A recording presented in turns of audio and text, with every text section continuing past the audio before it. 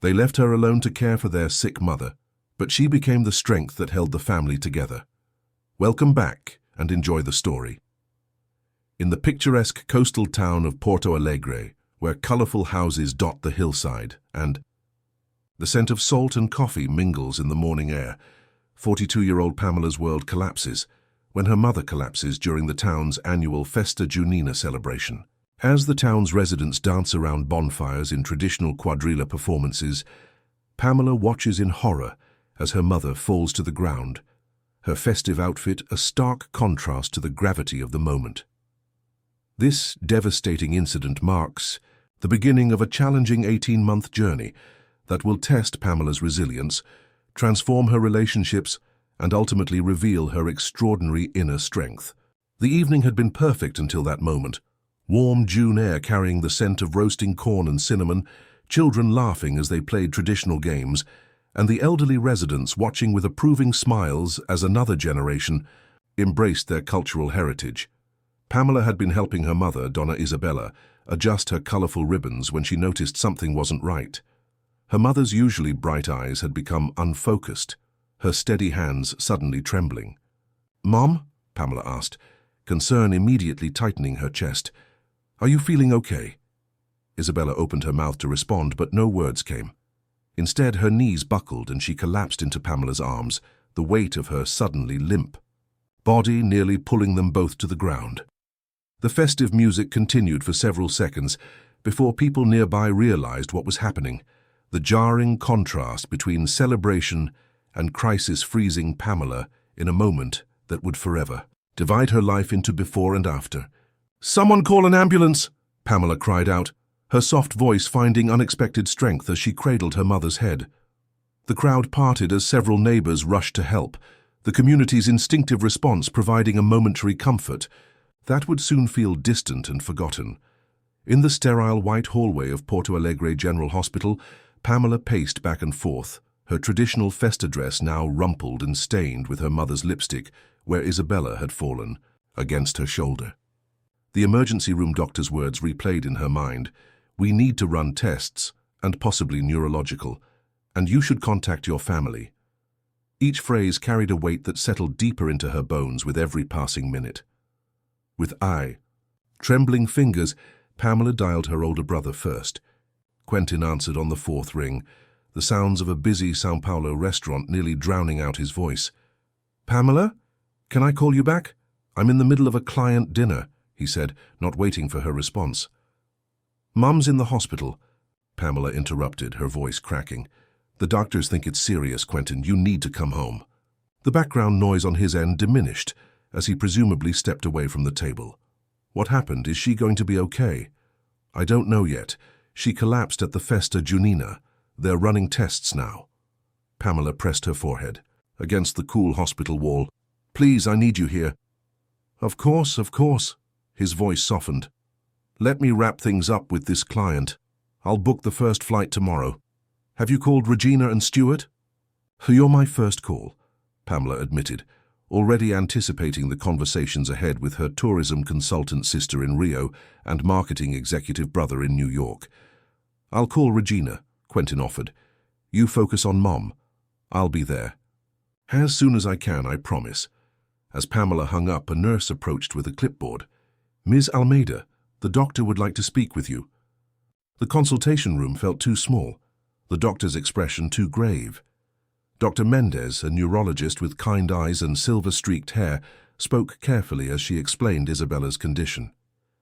"Your mother has progressive supranuclear palsy," she said, the technical term falling heavily between them. "It's a rare degenerative brain disorder that affects movement, balance, vision, and eventually cognitive function.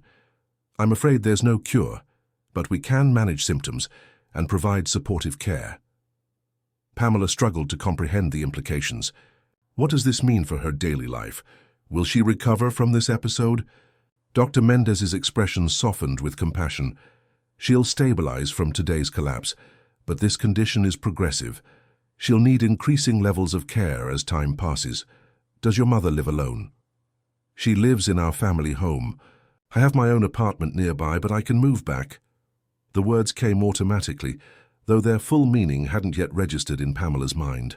She'll need someone with her consistently, especially as the condition advances.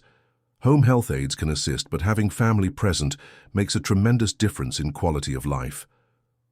Pamela nodded, already mentally packing her apartment and calculating the logistics of relocation. Whatever she needs, I'll make it happen. Later that night, as Isabella slept in her hospital bed, Pamela completed her calls to her siblings. Regina promised to visit the following weekend, expressing genuine distress, but mentioning an important client conference she couldn't reschedule. Stuart's reaction from New York included offers of financial support and assurances that he would visit as soon as things calmed down at work. Looking at her mother's peaceful face, temporarily relaxed in sleep, Pamela whispered a promise both to Isabella and herself. "I won't leave you alone, Mom. We'll face this together." She couldn't have known then how solitary that together would become, or how profoundly this promise would reshape every aspect of her carefully constructed life. The elementary school art classroom had always been Pamela's sanctuary, a place of creation and possibility, where children's imaginations flourished under her gentle guidance. Now, as she explained her situation to Principal Gomez, the bright space felt distant, as though already becoming a memory. "I completely understand your need for flexibility, Pamela," Principal Gomez said, her normally commanding voice softened with concern. "Your students will miss you terribly, but family must come first. We can arrange for a substitute for your afternoon classes, so you can leave early for your mother's appointments." Gratitude washed over Pamela, bringing unexpected tears to her eyes. "Thank you, I was so worried about balancing everything." "How are your siblings helping with the situation?" Principal Gomes asked, offering Pamela a tissue. The innocent question sent a wave of complicated emotions through Pamela. It had been 3 weeks since Isabella's diagnosis, and the promised visits had been brief. Quentin stayed for 2 days before urgent business called him back to São Paulo, and Regina came for a weekend, bringing expensive skincare products that Isabella could no longer apply herself. Stuart had sent a generous check, but postponed his visit twice already. "They're contributing in their own ways," Pamela answered diplomatically, unwilling to voice the disappointment that grew with each passing day. The reality of her new routine settled in with brutal efficiency.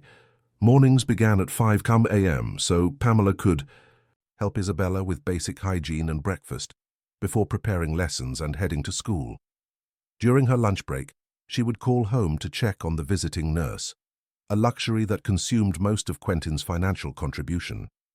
Afternoons after early dismissal were filled with medical appointments, medication management, and household tasks that Isabella had once handled effortlessly. Evenings brought the most difficult moments, as Isabella's frustration with her declining abilities often manifested in uncharacteristic irritability. "I don't need you hovering over me constantly," she snapped one night as Pamela helped her into a nightgown. "I raised 4 children without anyone's help. I'm not a child." Pamela absorbed these moments without response, understanding they came not from her mother, but from the disease stealing Isabella's independence. Later, she would often find her mother awake, tears silently tracking down her face as she realized what had transpired. "I'm sorry, querida," Isabella whispered on one such night. "You shouldn't have to do this alone." "I'm not alone. I have you," Pamela responded, the words becoming a mantra that sustained her through increasingly difficult days. If you are enjoying the story, type 5 in the comments and subscribe for more videos like this. If not, type 0. It helps me create even better content for you. Continuing. The first real breaking point came 2 months into their new reality. Pamela had been surviving on 4 hours of sleep nightly, her naturally slender frame becoming gaunt as meals were often forgotten in the rush of caregiving duties. The financial strain had become impossible to ignore. The visiting nurse's hours had been reduced, Isabella's medication costs were substantial, and Pamela's reduced teaching schedule meant significantly less income. After a particularly difficult doctor's appointment, where Isabella had been unable to complete basic cognitive tests, Pamela found herself sitting in her car in the hospital parking lot, too exhausted to turn the key in the ignition. She reached for her phone, scrolling to Regina's number with trembling fingers. "Regina, I need help," she admitted, her voice barely audible. "I can't do this by myself anymore." Her sister's response was sympathetic but ultimately unchanged. "Oh, Pam, I wish I could drop everything and be there. This conference series is booked for the next 3 months. It's the biggest opportunity of my career. Can you hire more help? I'll send some money this weekend, I promise." Similar conversations with her brothers yielded equally disappointing results. Stuart's marketing firm was in the middle of a major merger. Quentin was being considered for a promotion. Their lives continued uninterrupted, while Pamela's had been completely dismantled. That night, after ensuring Isabella was comfortably asleep, Pamela locked herself in the bathroom and finally allowed herself to break down. The sobs that racked her body came from a well of exhaustion, resentment, and fear so deep she hadn't dared acknowledge it before. Her father's final request before his passing 5 years earlier had been for her to keep the family together, but that family now seemed to exist only in her memories and in the framed photographs that lined Isabella's hallway. As she splashed cold water on her face, Pamela caught her reflection in the mirror. Hollow cheeks, dark circles beneath eyes that had lost their customary sparkle, hair hastily pulled back without its usual care. In that moment, a realization crystallized. No rescue was coming. If their situation was going to improve, she would have to create that improvement herself. The next morning, Principal Gomez called Pamela into her office before classes began. "I've noticed your exhaustion," she said without preamble. "The children have noticed too. Tiago asked if you were sick like your mother." Shame flooded Pamela at the thought of worrying her students. "I'm managing," she insisted weakly. "No, you're surviving, and barely that." Principal Gomez slid a folder across her desk. "This is information about a temporary leave of absence. 3 months, with partial salary continuation. The school board approved it yesterday. But my classes will be waiting for you when you're ready to return. Your mother needs you now, and you need time to establish a sustainable care system." Her expression softened. "This isn't a suggestion, Pamela. Consider it a compassionate directive." The mixed blessing of this enforced leave became apparent immediately. More time for Isabella's care, but even less income when they desperately needed it. As Pamela sorted through her mother's bills at the kitchen table, the magnitude of their financial predicament became clear. Even with her siblings' occasional contributions, they were rapidly approaching a crisis. Isabella watched from her specially adapted chair, her observant eyes missing nothing despite her physical limitations. "Open the cedar chest in my bedroom," she instructed, her speech slightly slurred but determined. "The blue notebook inside." Pamela followed her directions and returned with a worn, leather-bound book. Inside, written in Isabella's once elegant handwriting, were hundreds of recipes, Portuguese sweets and savories that had been passed down through generations.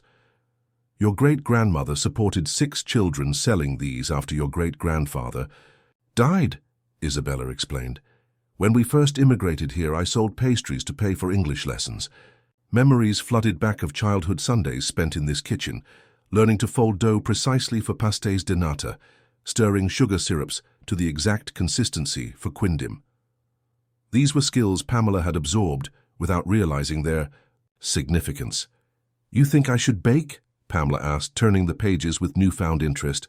"I think you should remember that Almeida women have faced worse challenges than this," Isabella replied, a flash of her former strength visible beneath the disease's constraints. "And we've never faced them by waiting for someone else to solve our problems."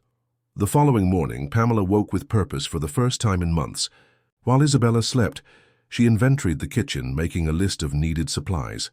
Their budget was tight, but she calculated that a small investment in quality ingredients could potentially yield significant returns. By afternoon, the house was filled with the comforting scent of baking pastry and caramelizing sugar. Pamela worked with increasing confidence, muscle memory guiding her hands through processes she hadn't performed in years. When Isabella awoke from her nap, she supervised from her chair, offering occasional corrections and nods of approval. "Take some next door to Elena," Isabella suggested, as Pamela arranged the golden pastéis de nata on a cooling rack. She's always had a sweet tooth. Elena Montero, a retired schoolteacher who had lived beside them for decades, exclaimed with delight at the still warm offering. Isabella, these taste exactly like the ones your mother used to make. The tourists who come through town would pay good money for authentic Portuguese pastries like these.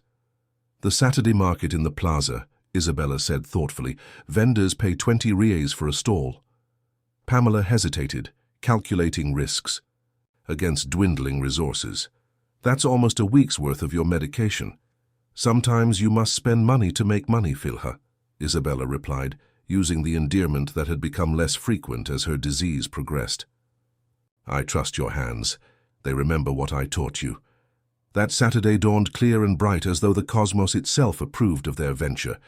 Elena helped Pamela transport their carefully packed goods to the market, while a neighbor's daughter stayed with Isabella.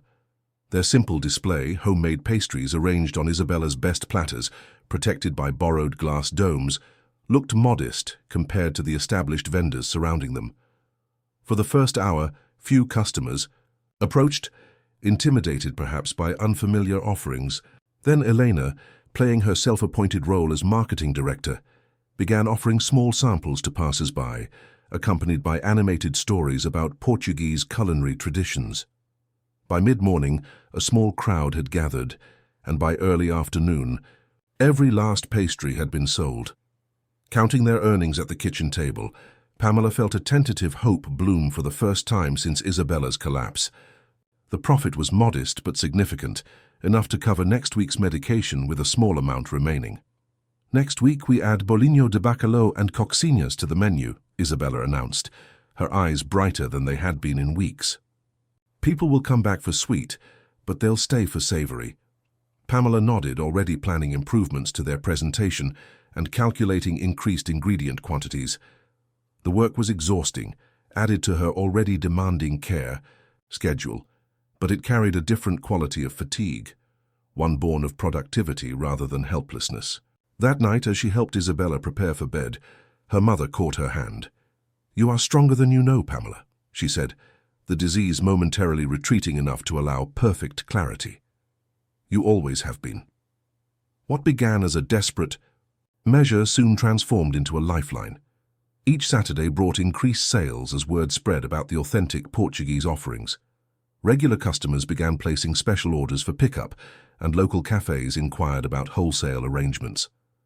Pamela established a routine, baking during Isabella's morning physical therapy sessions, and after she went to bed, using the quiet night hours to perfect new additions to their menu.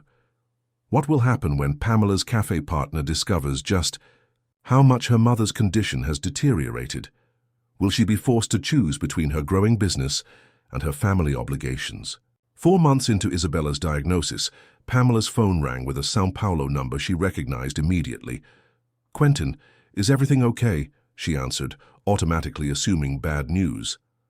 "Everything's fine," her brother assured her. "Actually, I've got some vacation days I need to use before the quarter ends.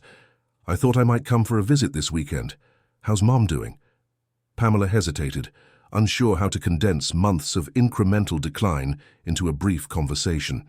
She has good days and challenging days. Her speech is more affected now and her mobility is decreasing, but her mind is still sharp most of the time. "And how are you managing? Regina mentioned you started some kind of baking business."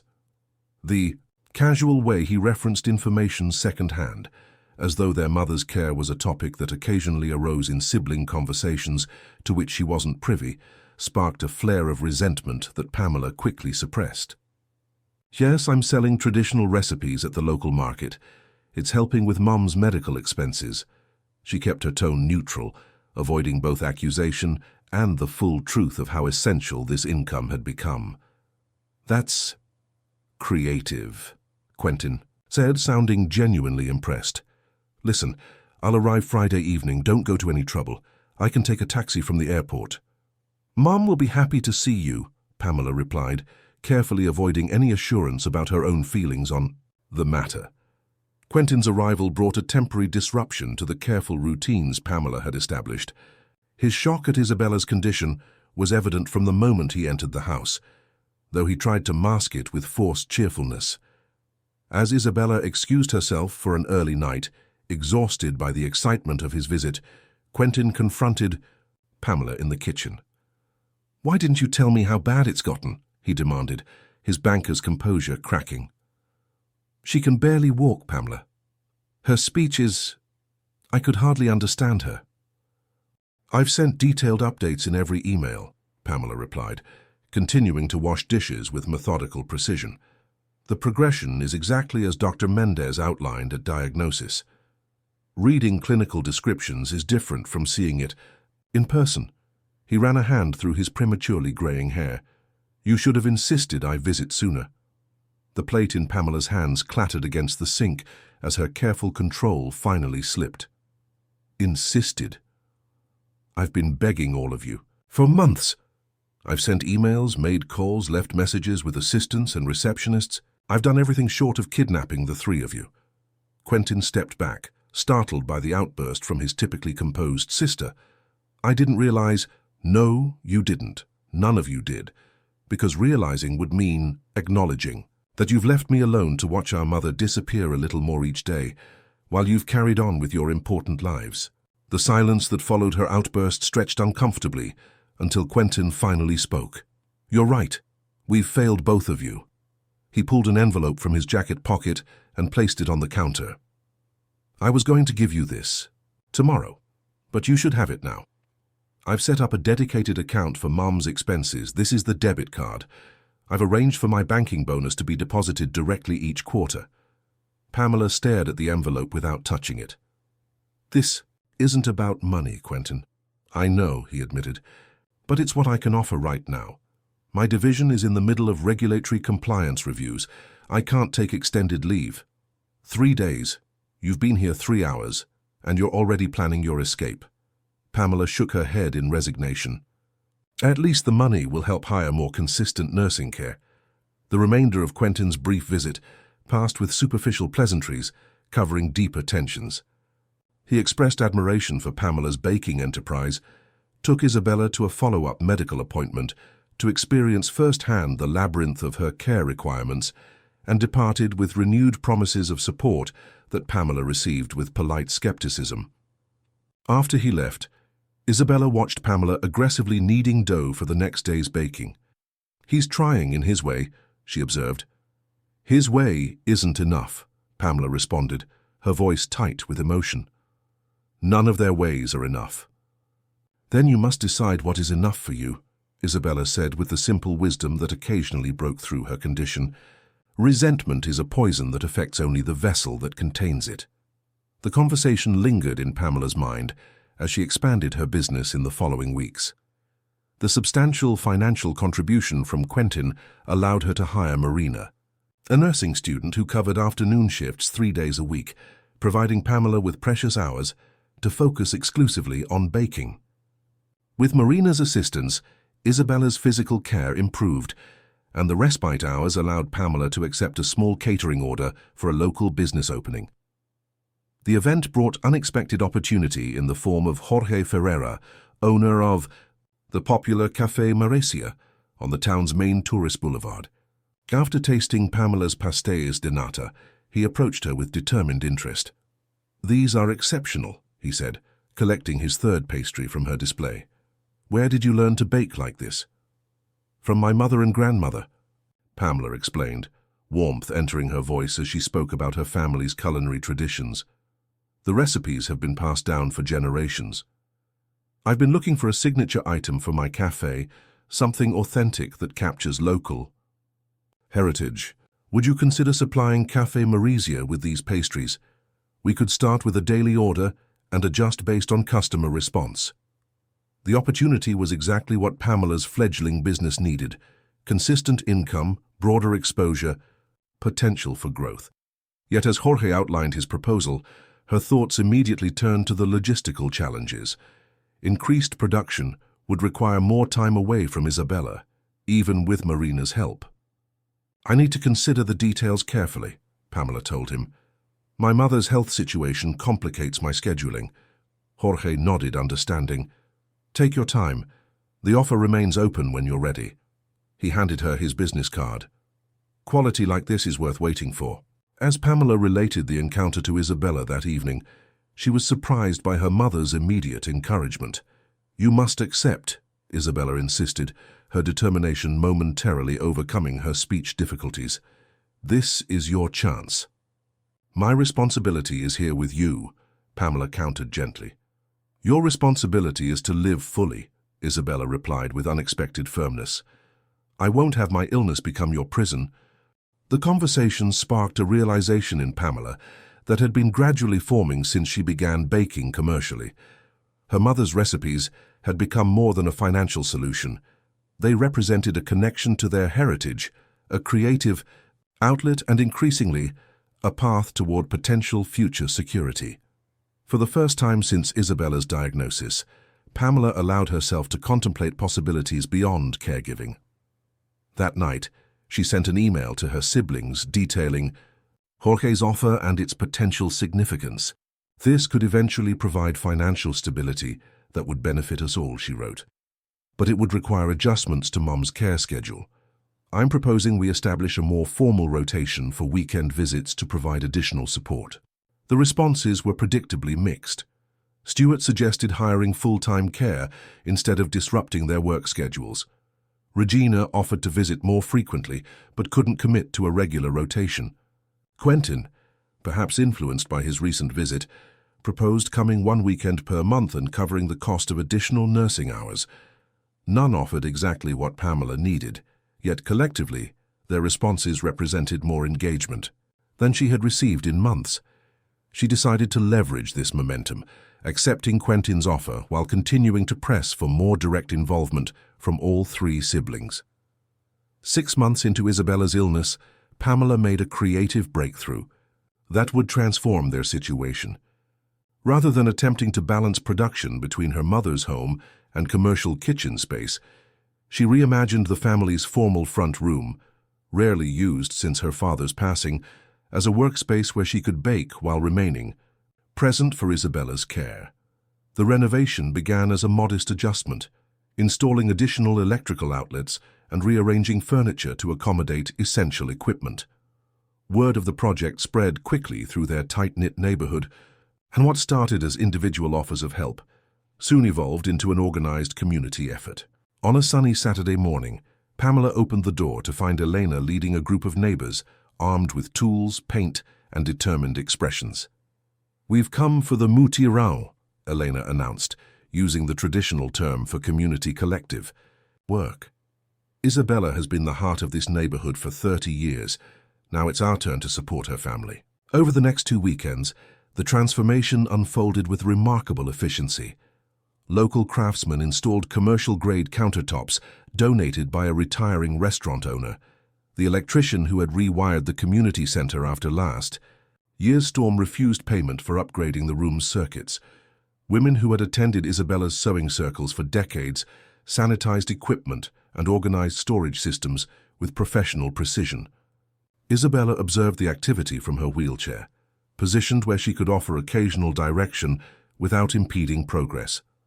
The collaborative effort visibly energized her, temporarily diminishing her symptoms as she engaged with lifelong friends and neighbors. Pamela noticed that her mother spoke more clearly, gestured more confidently, and laughed more frequently during these community workdays than she had in months of medical appointments and therapy sessions. Maria Costa, who had been Isabella's closest friend since childhood, began visiting daily to sit with her during Pamela's production hours. Other elderly women from their church community established an informal rotation, bringing traditional foods and, more importantly, stories and gossip that connected Isabella to the outside world she could no longer easily access. "We've created something unusual here," Dr. Mendez observed during a home visit, watching Isabella closely interact with a visitor while Pamela worked nearby. "Most patients with PSP become increasingly isolated as their symptoms progress. This social engagement is tremendously beneficial for her cognitive function. It wasn't planned," Pamela admitted, carefully piping filling into pastry shells while maintaining conversation. It evolved naturally. Sometimes the best care models develop organically from community wisdom, the doctor replied. There's increasing evidence that social connection significantly impacts neurological disease. Progression. What you've created here might be worth documenting for other families. The doctor's observation gave Pamela a new perspective on their improvised arrangement. What had begun as a desperate financial measure had evolved into a therapeutic environment that served Isabella's medical needs while preserving her dignity and social identity. The front room bakery became a gathering place where visitors could contribute meaningfully to Isabella's care without the awkwardness that often accompanied illness. As word of Pamela's Portuguese pastries spread through Jorge's cafe and beyond, curious customers sometimes appeared at their door, drawn by the authentic recipes and the story behind them. Pamela initially hesitated at this intrusion into their private space, but soon recognized the additional benefits. Each visitor brought news, conversation, and normalcy that brightened Isabella's increasingly restricted world. The partnership with Café Maresia flourished, with Jorge featuring Pamela's creations prominently in his display case and menu. Her production schedule stabilized into a manageable routine, with early mornings and evenings dedicated to baking, while afternoons remained focused on Isabella's medical appointments and personal care. Marina's nursing hours expanded to include assistance with simple baking tasks, providing additional production capacity while ensuring Isabella's needs remained prioritized. Have you ever known someone who turned a family crisis into an unexpected opportunity for growth? Share your experience in the comments. 8 months after Isabella's collapse at the Festa Junina, their improvised care system faced its first major test when Regina arrived for an unscheduled visit. Unlike Quentin's apologetic approach, Regina swept into the house with the same dynamic energy that had propelled her tourism consulting career, trailing expensive shopping bags and exclamations about airport inefficiency. "Mama, you look wonderful," she greeted Isabella, depositing air kisses near both cheeks before Isabella could respond. "I've brought you those French face creams you always admired in my bathroom. The sales associate assured me they're miraculous for maintaining skin elasticity." Isabella's response was slow and careful, her speech now significantly affected by her condition. "Thoughtful of you," she managed, the effort evident in each syllable. Regina's smile faltered momentarily before she continued with determined brightness. "And I've brought stunning photos from my latest assignment in Paraty. The colonial architecture is being considered for expanded UNESCO recognition. I managed the entire documentation project." As Regina unpacked her gifts and launched into detailed travel anecdotes, Pamela observed her sister's performative cheer gradually diminish in the face of Isabella's limited responses. The cognitive disconnect was painful to witness. Regina clearly remembered their mother as she had been, vibrant and engaged rather than the woman she had become. Later that evening, after Isabella had been settled for the night, Regina confronted Pamela in the kitchen. "Why didn't you tell me how much worse she's gotten? I wasn't prepared for this." "I've sent regular updates to all of you," Pamela replied, the response now practiced from similar conversations with Quentin and Stuart during their brief visits. "Her disease progresses steadily, as expected. There's a difference between reading speech continues to deteriorate in an email and seeing our mother struggle to form basic sentences." Regina poured herself a generous glass of wine. "How do you bear it every day?" The question held no accusation, only genuine bewilderment. That momentarily disarmed Pamela's practiced defenses. "I don't have a choice."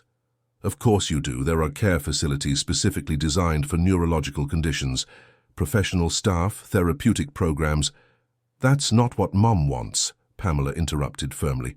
"She's made it clear. She wants to remain at home for as long as possible." "But at what cost to you?" Regina gestured toward the production schedule posted on the refrigerator. "You're working 18-hour days between her care and this baking business. You've lost weight, you look exhausted, and you've completely surrendered your own life."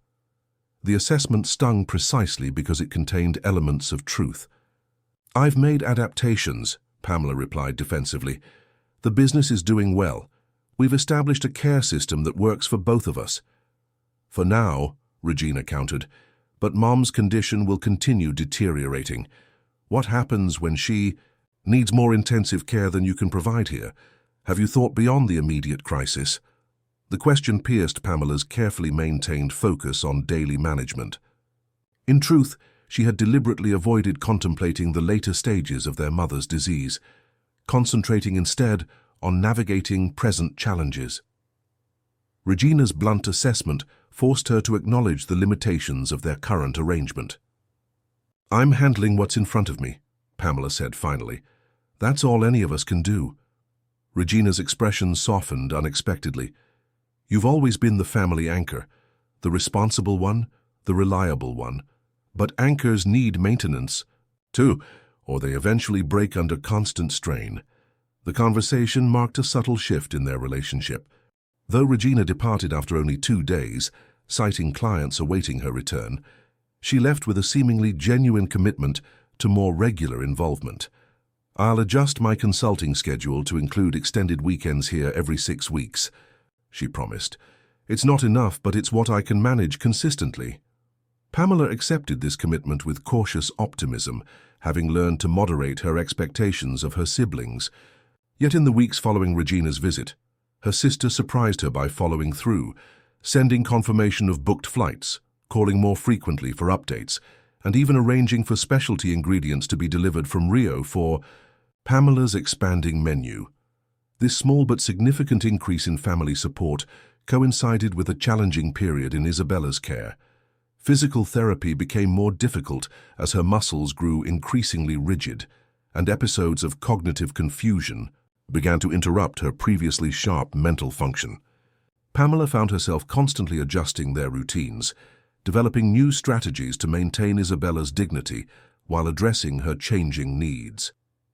Amidst these challenges, an unexpected opportunity emerged from Pamela's baking enterprise. A food blogger visiting Porto Alegre had discovered her Portuguese pastries at Café Maresia and written an enthusiastic review highlighting their authenticity and cultural significance.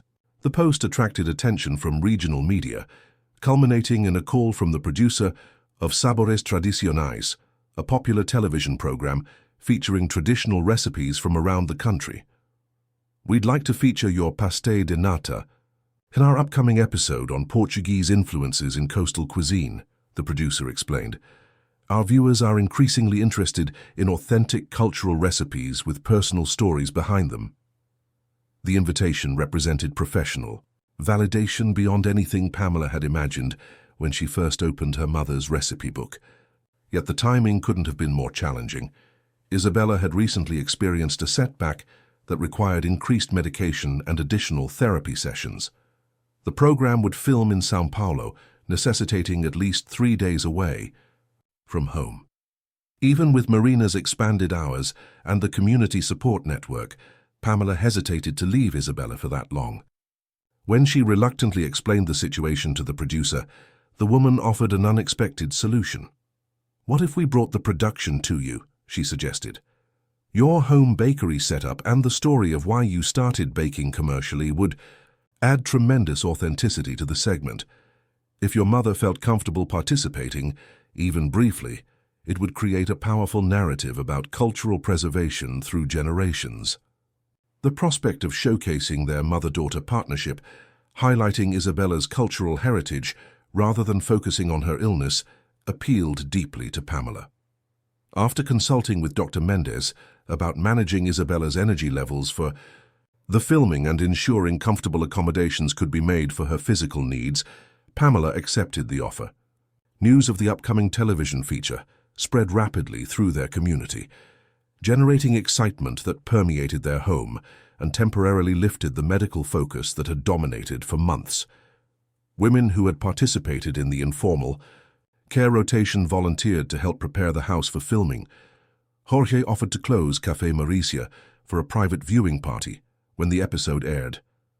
Even Principal Gomez arranged for Pamela's former students to create congratulatory cards, acknowledging her entrepreneurial success. The morning of the scheduled filming, Pamela woke with uncharacteristic nervousness. She had prepared meticulously, ingredients measured and organized, production steps outlined for clear demonstration. the bakery space immaculate.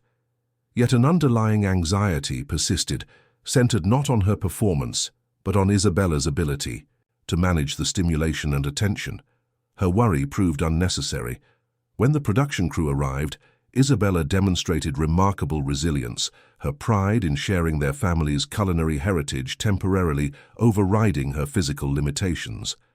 Dressed in an elegant blouse chosen by Eleanor, with her hair styled by the neighborhood beautician, Isabella directed the segment from her adapted chair, her speech careful but clear as she explained the cultural significance of each recipe. "These traditions connect us to our ancestors," she told the interviewer, each word measured and deliberate. "When Pamela bakes, she speaks with her grandmother's hands." The production team captured the unique dynamic between mother and daughter, the wordless communication that had developed as Isabella's speech diminished, the gentle physical support Pamela provided without drawing attention to assistance, and, most powerfully, the transformation of their relationship through collaborative creativity. "We began this because of necessity," Pamela explained as she demonstrated the precise technique for folding pastry dough. "But it became something more valuable, a way to preserve our heritage while creating new memories together." After the crew departed, Isabella's exhaustion was evident, but so was her satisfaction. "You did beautifully," she told Pamela, her eyes conveying pride more eloquently than her struggling speech could manage. The television segment aired 3 weeks later to unexpected acclaim. The producer had crafted a narrative that honored both their culinary expertise and their personal journey without sensationalizing Isabella's condition. Viewers responded with enthusiasm, not only for the recipes, but for the story of resilience and cultural preservation.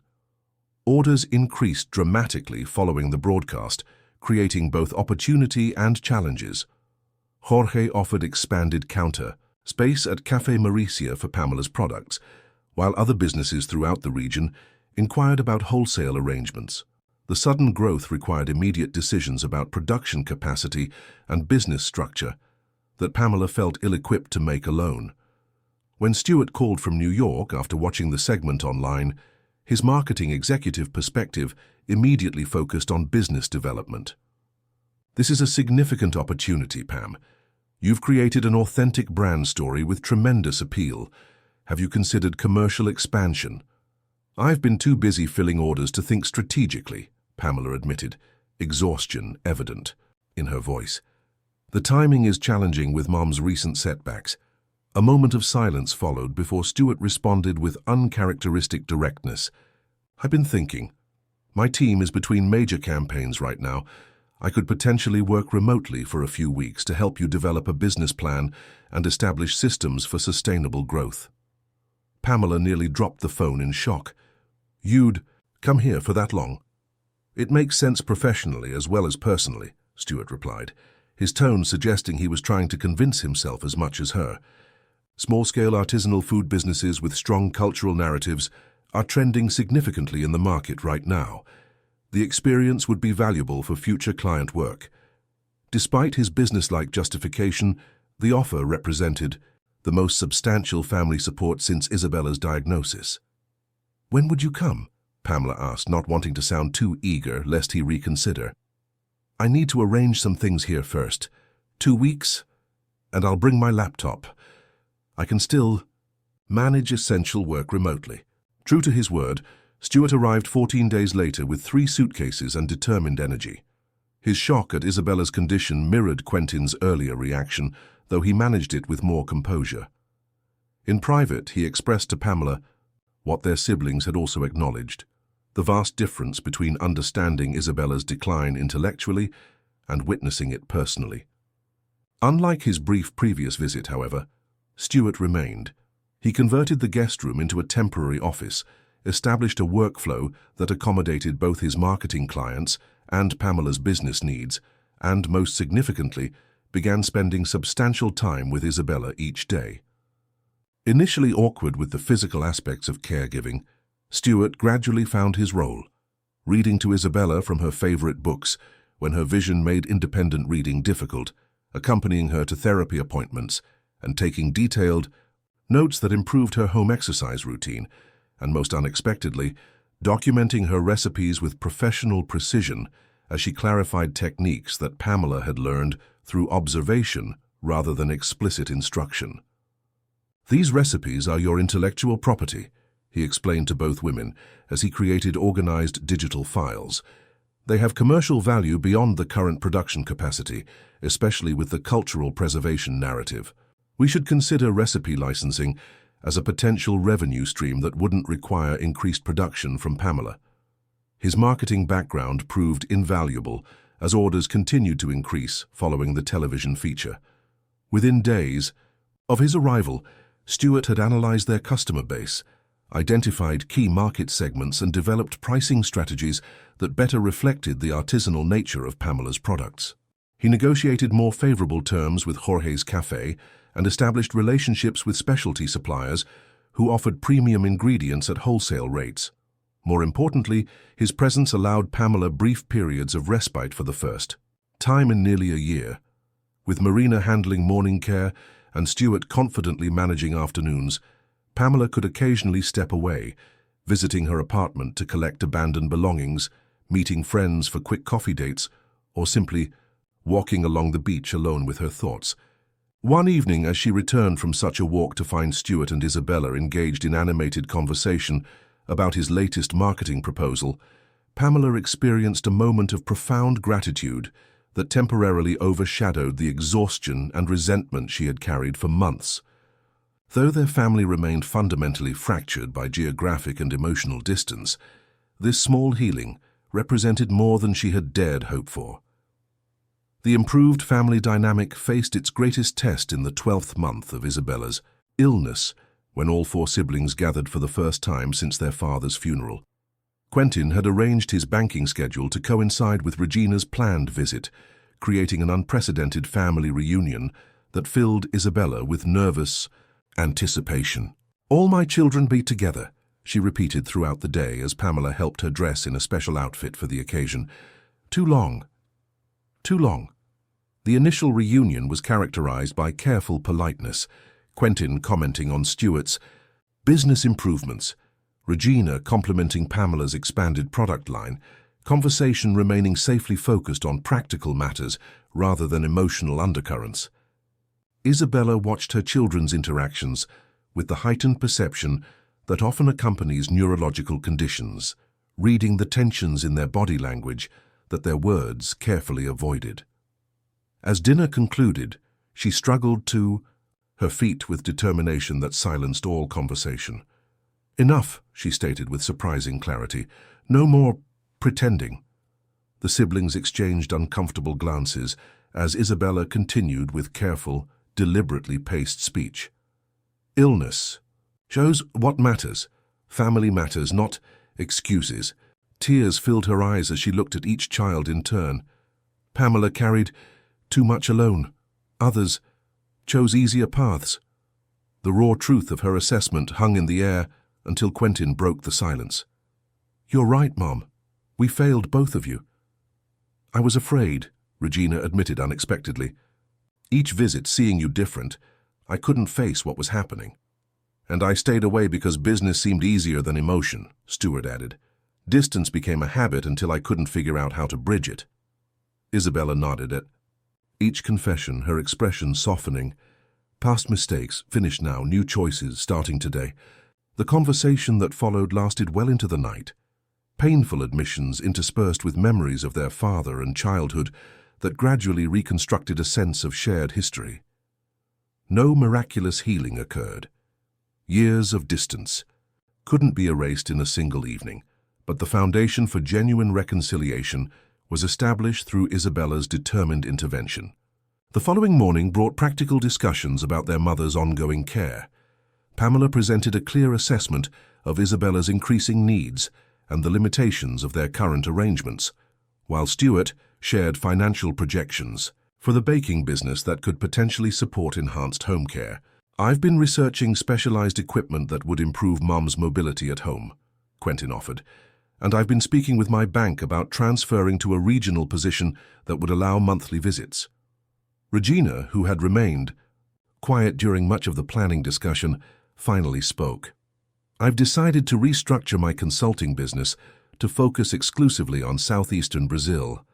I can base myself here in Porto Alegre and travel for specific projects rather than living permanently in Rio.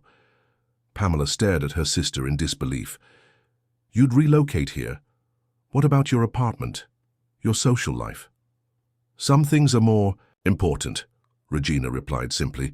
It's taken me too long to recognize that. As plans evolved over the following days, the siblings established a formal care rotation that would allow each to maintain professional commitments while ensuring Isabella received consistent family support. Regina would relocate within 2 months, taking primary responsibility alongside Pamela. Quentin would begin the process of transferring to regional banking oversight, allowing regular extended visits. Stuart would return to New York, but commit to quarterly extended stays and ongoing remote business management. The collaborative approach extended beyond care planning to include the bakery business that had sustained them financially. Stuart's marketing expertise had identified expansion opportunities that would require additional family involvement to implement successfully. Regina's tourism connections offered potential partnerships with cultural tour operators seeking authentic culinary experiences. Quentin's financial background provided structure for sustainable growth planning. For the first time, Pamela allowed herself to envision a future beyond day-to-day survival, one where her mother's care represented a shared family commitment rather than an isolated burden, and her business developed with professional support rather than desperate necessity. Will Pamela's siblings truly follow through on their promises this time? Can their mother's condition bring about lasting change in this previously fractured family? As Isabella's condition approached the 15-month mark, the family's newfound unity faced its first real test when a prestigious culinary magazine contacted Pamela about featuring her traditional Portuguese pastries in their Heritage Gastronomy issue. The opportunity included professional photography of her products and a personal profile highlighting her journey from elementary school art teacher to cultural preservation entrepreneur. This could significantly elevate your brand recognition, Stuart advised during their weekly video conference. National distribution would position you for the specialty market we've been discussing. Pamela's initial excitement quickly faded as she considered the logistics. The photo shoot requires samples of every product line in our menu, plus personal interviews in São Paulo. That's 3 days minimum that I'd need to be away. I could come for those days, Quentin offered immediately. His regional banking transfer had been approved, bringing him to Porto Alegre for 1 week monthly, a commitment he had honored consistently for the past 2 months. And I'll already be here, Regina added. She had completed her relocation the previous week, moving into a small apartment near the beach while spending most days at their mother's home. Between us and Marina, Mom will have excellent care. Isabella, who had been listening to the conversation with interest, spoke with the careful precision she now employed for important statements. You must go, Pamela. Your work deserves recognition. Despite their reassurances, Pamela felt the familiar tightening of anxiety at the prospect of leaving Isabella. Though her siblings had demonstrated genuine commitment to their new arrangement, primary caregiving responsibility had been hers alone for so long that delegation remained difficult. Trust us, Regina said gently, recognizing her sister's hesitation. We've earned that much, haven't we? The question acknowledged both their past failures and recent efforts toward redemption.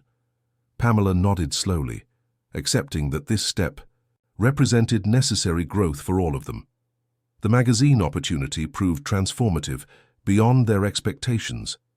The photographer captured not just Pamela's pastries, but the story behind them. Images of Isabella's handwritten recipes, the community-built bakery space, mother and daughter working side by side with decades of culinary tradition between them. The feature article positioned Pamela's enterprise within the larger context of cultural preservation, highlighting how traditional recipes connected generations across time and geographic displacement. Orders from specialty food retailers across the country began arriving before the magazine even reached newsstands, creating immediate demand for expanded production. Upon her return from São Paulo, Pamela found surprising developments at home. Quentin had arranged for the installation of specialized equipment that improved Isabella's mobility throughout the house, while Regina had established a schedule, rotation with neighborhood women, that provided consistent companionship during Pamela's production hours. Most unexpectedly, Stuart had arrived unannounced from New York with comprehensive business expansion plans and a startling personal announcement.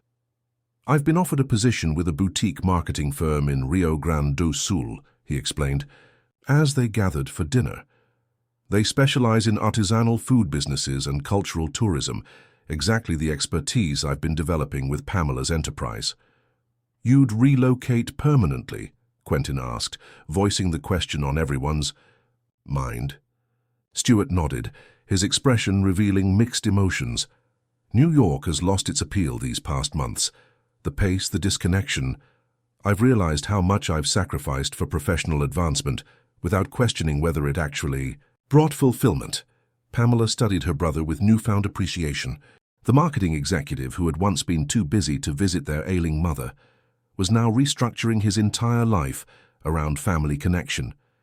Similar transformations had occurred in Regina, who had exchanged fashionable Rio society for quiet evenings helping with production inventory, and Quentin, whose banking ambitions had been redirected toward regional leadership that allowed family proximity.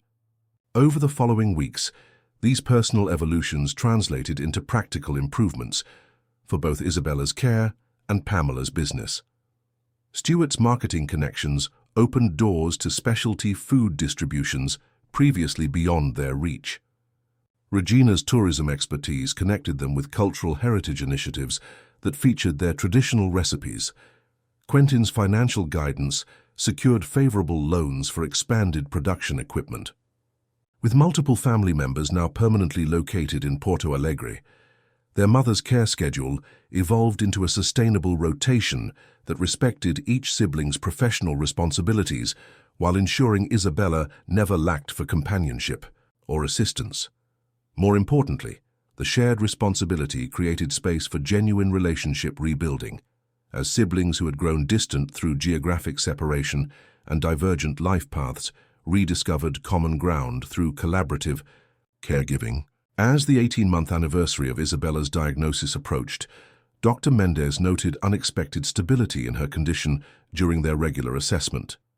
While progressive supranuclear palsy remains degenerative by nature, Isabella's cognitive functioning has declined more slowly than statistical projections would suggest, she observed. The consistent social stimulation and emotional support appear to be having measurable benefits. The medical evaluation confirmed what the family had begun to recognize, that their mother's condition, while serious and continuing to require substantial care, had temporarily plateaued, allowing for a quality of life that exceeded earlier expectations. Isabella's speech remained labored but functional, her mobility limited but manageable with assistance, and most significantly, her mental acuity largely preserved despite occasional confusion. This relative stability allowed the family to consider participation in the upcoming Festa Junina, the same celebration where Isabella had collapsed 18 months earlier. The symmetry of returning to the event carried emotional significance for all of them, particularly Pamela, for whom the Festa represented the dividing line between her previous life and current reality. "Are you certain you're comfortable attending?" she asked Isabella, as Regina helped arrange her traditional festival attire, simplified this year for easier management, but still featuring the colorful ribbons and embroidery that characterized the celebration.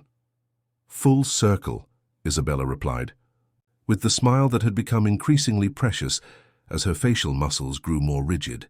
"Family complete. Now." The contrast between this year's celebration and the previous one was profound. Where Pamela had once stood alone supporting her mother as she collapsed, now 4 adult children surrounded Isabella's wheelchair, each attentive to her needs while including her fully in the festivities. Neighbors who had witnessed the medical emergency 18 months earlier approached with genuine delight at seeing Isabella participating in community tradition once again. As traditional music filled the plaza and dancers assembled for the quadrilla performance, Isabella gestured toward the formation with unexpected determination.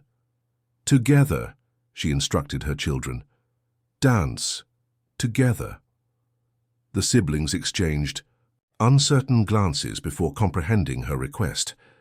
With affectionate assistance from community members who positioned Isabella's wheelchair where she could observe clearly, all four joined the traditional dance, Pamela and Regina, Quentin and Stuart moving through the choreographed patterns that celebrated rural courtship and harvest blessings. From her vantage point, Isabella watched her children dance with unconstrained joy, evident even through her limited facial expressions.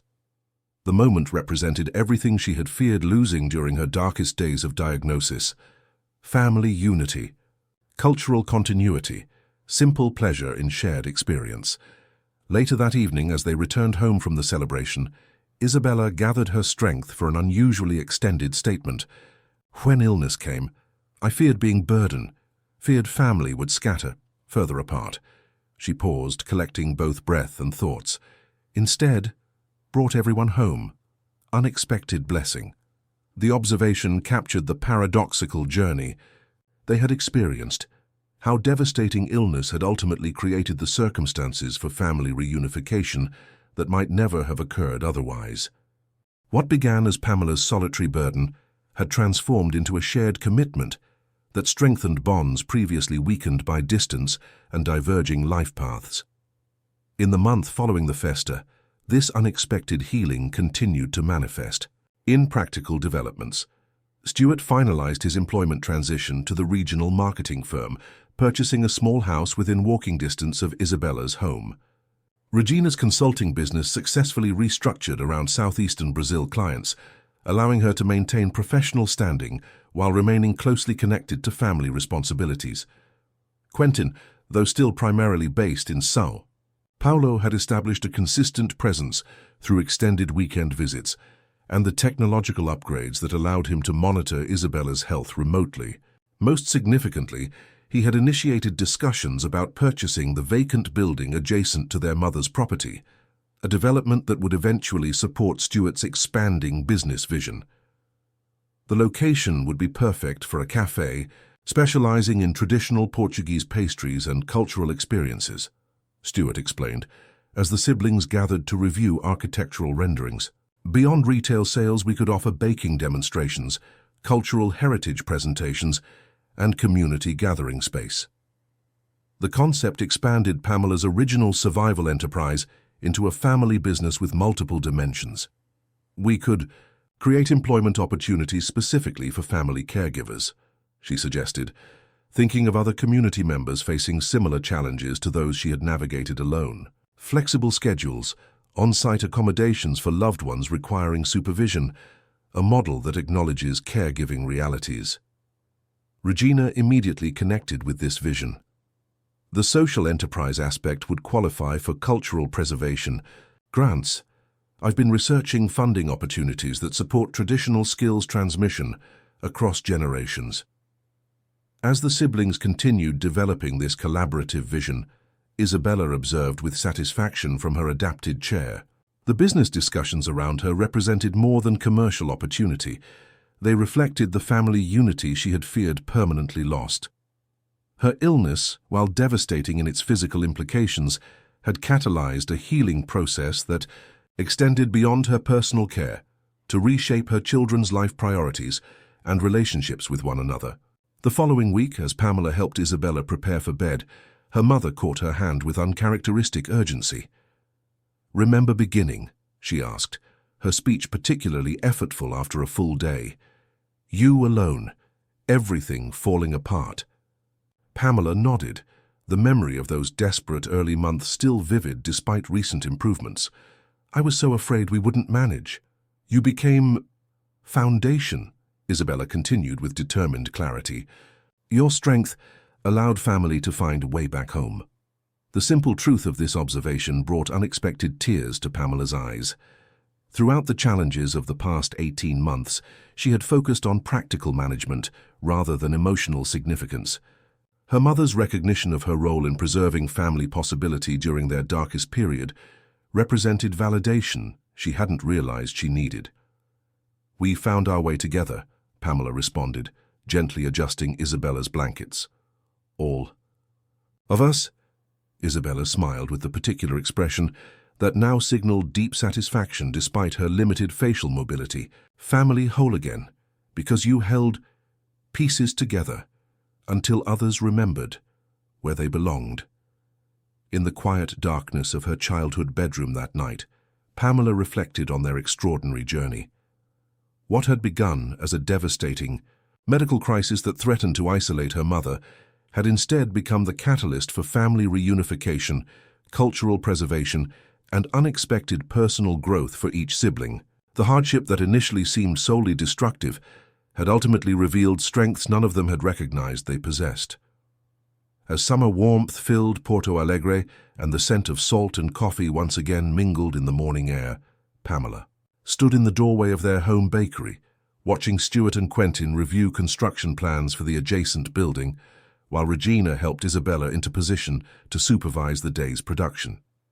The scene represented everything that had once seemed impossibly distant: collaborative care, shared purpose, and family connection that transcended geographic separation and professional demands.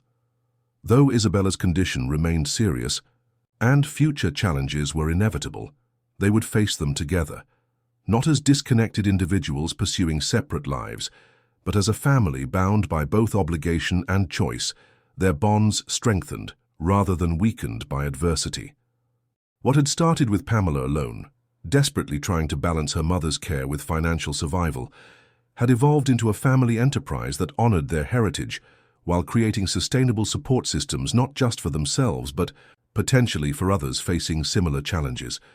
The unexpected journey had transformed them all, revealing that sometimes the greatest strength lies in vulnerability shared and burdens divided. Congratulations. Type 9 in the comments so that I know you stayed until the end with me. Thank you for watching, and until tomorrow's story on this same channel.